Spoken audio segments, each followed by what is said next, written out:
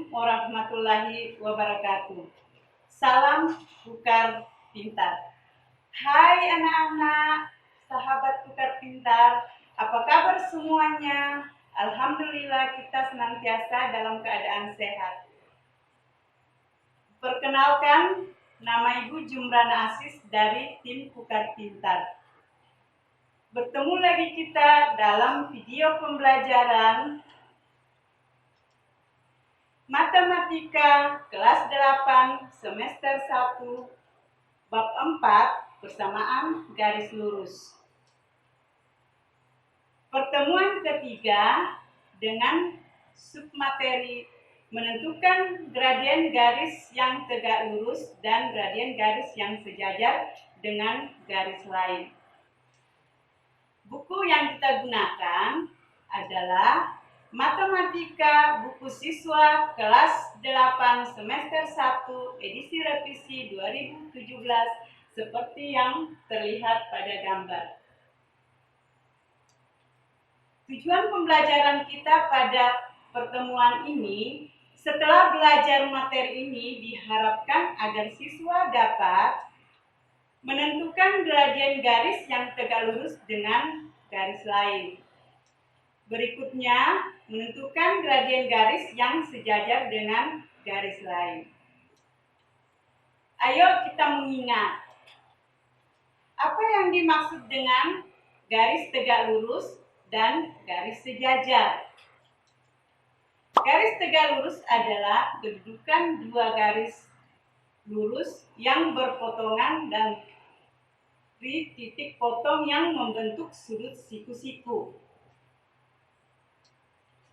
Garis sejajar adalah kedudukan dua garis atau lebih yang tidak mempunyai titik potong walaupun garis-garis tersebut diperpanjang.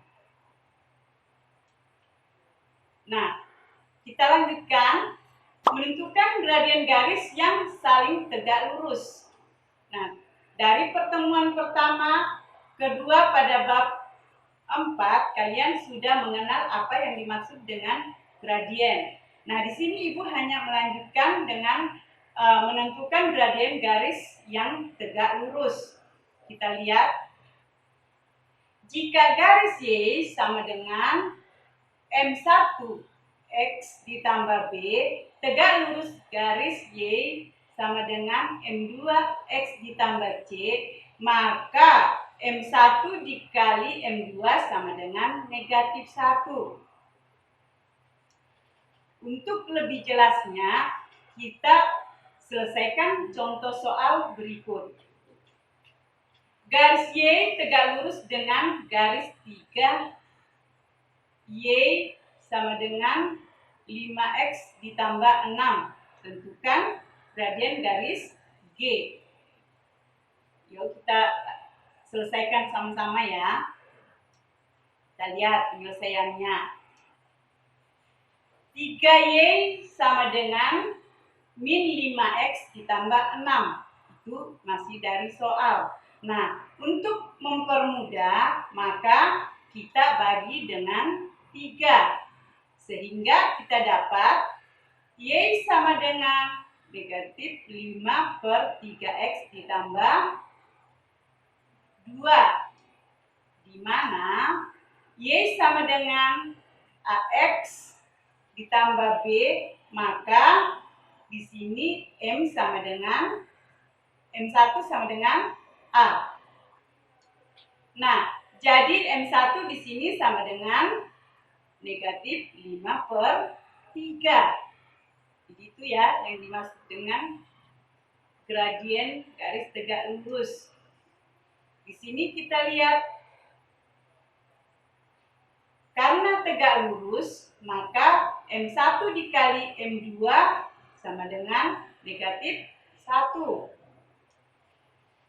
Di mana tadi M1-nya adalah negatif 5 per 3. Maka di situ kita ganti dengan negatif 5 per 3.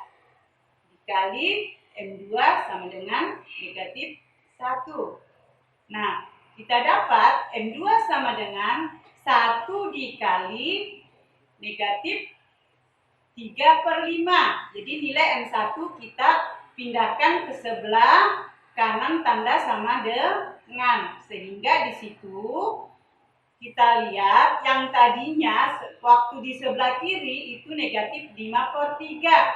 Setelah kita pindahkan ke sebelah kanan menjadi negatif 3/5. Kita lihat kita dapatkan di sini yaitu 3/5 karena di situ ada negatif kali negatif sehingga hasilnya adalah positif 3/5. Nah, kita tahu bahwa gradien tegak lurus adalah M2 sama dengan gradien garis G. Jadi, gradien garis G di sini kita dapatkan sama dengan 3/5. Jadi, Ibu harap tuh sudah bisa dimengerti. Nah, setelah mengerti kita lanjutkan.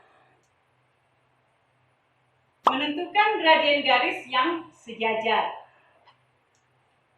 Jika garis Y sama dengan M1 X ditambah B, sejajar garis Y sama dengan M2 X ditambah C, maka di sini kita lihat M1 sama dengan M2.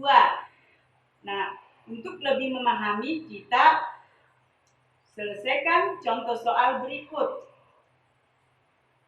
Garis H sejajar dengan garis 2X ditambah 6Y dikurang 12 sama dengan 0. Tentukan gradien garis H. Kita lihat penyelesaiannya ya.